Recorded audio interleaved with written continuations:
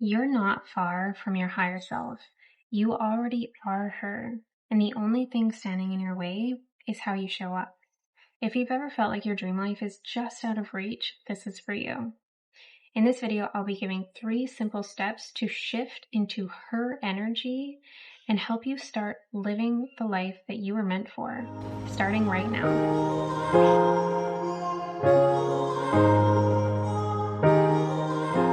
Hello, my lovelies. Welcome into this video. I am a Pisces through and through, and I love this part about me. I love being the dreamer, the imaginative. I love being the person who lives in the clouds, but the world that I am living in up there is just fantasy. I have to become more comfortable in this human realm in order to live that life. I have to be able to pull those dreams down from where they are into physical form. This is the exact same with our higher self. We view these things as separate when really all they are is a different form of energy. The same us, but a different energetic expression. Step number 1 is an exercise that I give to my clients. This is something that we go through in order for them to understand who their higher self even is. This exercise is something that I call the higher self checklist. The first thing that you're going to want to do is get very quiet. If meditation feels good for you, go into that. What I want you to do is envision the woman that you aspire to be. You have no limitations. You have no restrictions. This is the best of the best.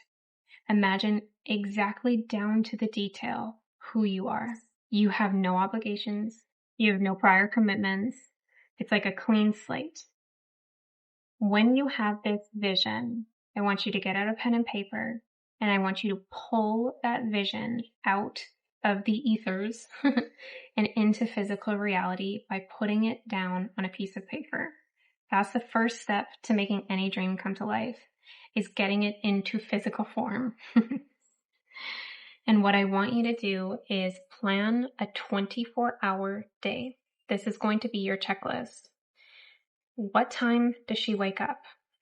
What does she do after she wakes up? What's the first thing? What's the next thing? What does she have for breakfast? Does she work? If she does work, how much money does she make? What does she do? What does she wear? Does she wear makeup? Does she do her hair? Is she in loungewear that's comfy, or is she dressed up? Does she have lunch alone? Does she have lunch with her amazing, beautiful husband? In the afternoon, is she still working, or does she do other things? And I don't want you to get too rigid with this 24-hour schedule, because you're going to need to allow room for that feminine flow. We want the structure of the masculine schedule and discipline, but we want the fluidity of the feminine. We want to have options. So every single day is not going to look the same for you, because that's too structured. Maybe the same wake up time, the same bedtime, whatever feels good for you. And in the afternoons, does she work? Is she going to the spa? Is she going shopping? Is she playing with her kids? Is she spending time with her husband because he also takes the afternoons off? Whatever you want in your dream reality, write it down. Something that I did is, my higher self loves to wake up with the sun. It makes her feel alive, and it makes her stretch her days out in order to accomplish everything that she wants to accomplish. 7:30, I'm having some tea and I'm checking in with my clients and doing some work. From 7:30 to 11, I am working. And as I go through my day in this now reality, and I'm looking at my schedule for what my higher self would do, I'm able to start making actionable steps in the direction of her. And as I'm checking things off, I'm seeing how many times a day I'm actually in her energy. Through doing this through repetition, you're going to start seeing that you really aren't that separate from your higher self. Yes, there are things on there that I am not able to do at this moment. I don't have the financial abundance to be going to the spa, to be going out shopping, to be going paddleboarding in the afternoons. But the more that I can sit in the energy and envision it, and the closest I can get to it, maybe I just go and walk around and window shop. Maybe I massage my hands. Maybe I do these things for myself to get in that energy of knowing that I'm worthy of it and knowing that it is coming. So checking these things off is really going to help you start to embody that person that you want to be. The second step is going to be shift your environment. Our environments are the direct reflection of what's going on within us. And I always say that if you have a messy and a chaotic home, you have a messy and chaotic internal world. What kind of environment does your higher self live in? Is it clean? Is it bright? Is it cozy? Is it classy? Is it minimal? Is it an explosion of color and vibrancy and life? Are there plants everywhere? What does that home look like and feel like? And then you're going to want to start making your current home the way that you envision your future home. This does not mean that you need to scrap everything that you have in your home. Maybe you want a luxury style home and you have secondhand furniture from IKEA. That doesn't mean that those things need to go in the garbage. You can start living a life of luxury by updating the things that you have simply. Maybe what you need to do is declutter and get rid of old things that you no longer like, that you no longer look at, that you no longer use, that are no longer valuable to you. Donate those. Clear up the space in your home in order to clear up the energy to allow new to come into you. You can upgrade small things. If you have anything that is ripped or torn or broken, start replacing those items first. You deserve things that are whole, that are functional. When you start to embody this, you're showing the universe, you're showing God that you are ready for that next step, that you are ready for that home. And a personal story that I know that this works is I live in a third world country and renting here is extremely different than it was in Canada. The last place that I lived in, I was so grateful to be there. I was so grateful to be there because it was mine and it was everything that I needed at the time. But eventually after living there, my energy outgrew the space. And when your energy outgrows the space, you need to figure out how to pull in a new space. And that's exactly what we're talking about here. And that's exactly what I did. I started to envision a place that was more suited to the energy that I had grown into. The place that I was living in was very dark. It was very small. It was very cramped. It felt like the walls were closing in on me. So I started envisioning a place that was bright, that had lots of windows, that had a lot of airflow in it, that was a cool temperature because it's so hot here, that had more upgraded furnishings in it. It was more beautiful and it was always clean. So what I started to do in my last apartment that called this one in is I started to make the environment embody what I wanted. I started opening the blinds. I started leaving the door open so the light was coming in so that my apartment could be the brightest that it possibly could be. I started leaving on Christmas lights in the evening to set a calm and relaxing vibe, which is what I wanted to call in with my new place. I started listening to frequencies to clear the energy in my home. I started cleaning the crap out of my house. I live in a beach town. We have sand in our house all the time. No matter what you do, you'll never get rid of the sand.